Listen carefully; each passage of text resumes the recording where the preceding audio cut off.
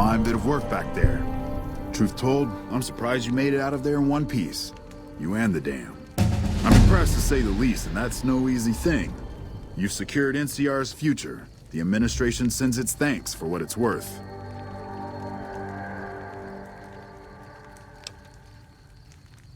And we're glad to have you. And whether you're a soldier of the Republic or not, you're it in my eyes. Sometimes the Republic gets lost along the way while it's trying to follow its instincts. But when soldiers like you come along, it helps them get back on track and does it by example. And what you've done here today, that's gonna keep us going for a while. We clean up, take prisoners, watch the east for any more trouble from the Legion. Though I think they're still running, according to our scouts.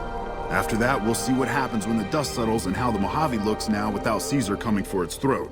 Something tells me we better enjoy this breather while we can.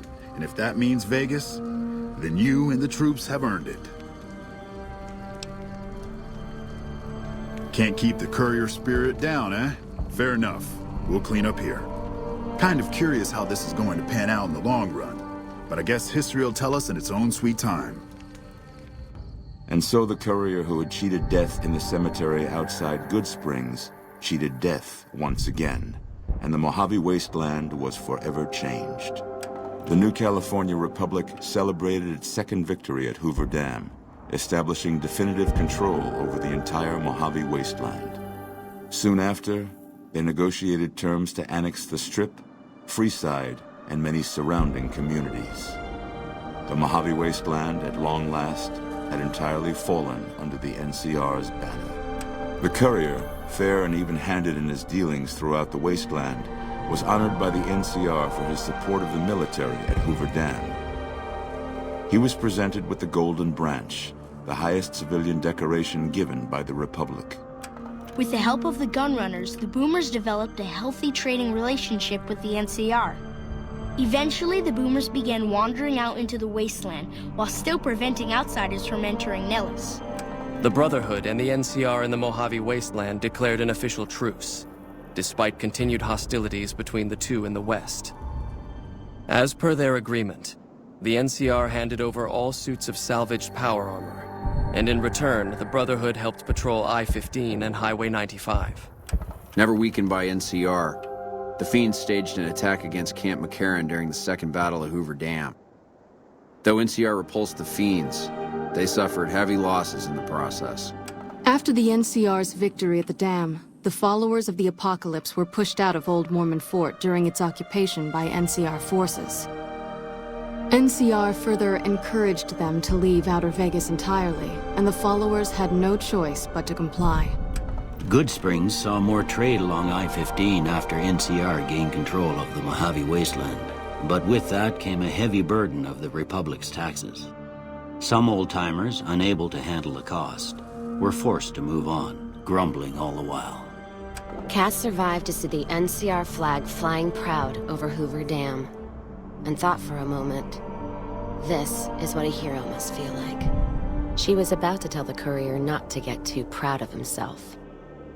Then she figured, he knew that already. So she laughed, said fuck it all, and raised a bottle to the dam and the ones who had fought for it. As far as she was concerned, the whole thing was proof that playing out a bad hand can pay off in the end. As long as someone like the courier was holding the cards. During the Battle of Hoover Dam, the Great Khans quickly evacuated Red Rock Canyon and headed north and east into the plains of Wyoming. There, they reconnected with the followers of the Apocalypse and rebuilt their strength.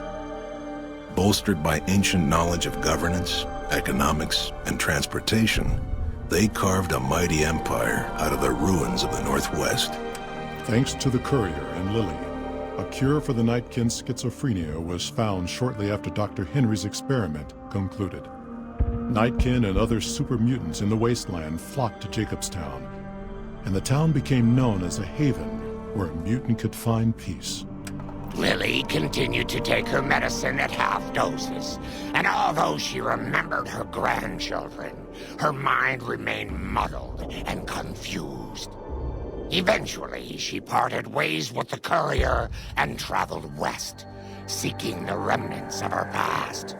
After the NCR victory at Hoover Dam, the temporary truce between them and the Kings blossomed into a full-scale relief effort for the people. While the NCR made repeated entreaties that Freeside join the Republic, the Kings steadfastly maintained their independence. After Ray's brain was transplanted into Rex's cybernetic body, it took Rex some time to adjust to the old scrapyard dog's memories. Eventually, Rex's mind settled peacefully, melding his own memories with that of long travels with old Lady Gibson. Though Novak was a low-priority target for the Legion, many of Novak's citizens died in its defense. In the weeks that followed, several Bright followers returned to Novak to help restore its defenses, allowing it to remain independent of NCR. With the dam firmly in their grasp, the NCR turned its attention towards wresting the correctional facility from Powderganger hands. The Powdergangers are no match for the battle-hardened troops of the NCR, and summary execution awaited the Powdergangers who managed to survive. Armed with a wide array of improvised explosives and stolen weapons, the Vault 19 Powder Gang tormented the Mojave Wasteland for years. Citizens of the NCR were favorite targets, and they always suffered the worst fates. After Hoover Dam, NCR helps rebuild Primm as a major stopping point on the Long 15. Though Primm citizens chafe under NCR's taxes, they benefit greatly from the increased protection and merchant traffic. And so the Courier's Road came to an end, for now. In the new world of the Mojave Wasteland, fighting continued, blood was spilled, and many lived and died just as they had in the old world. Because war never changes.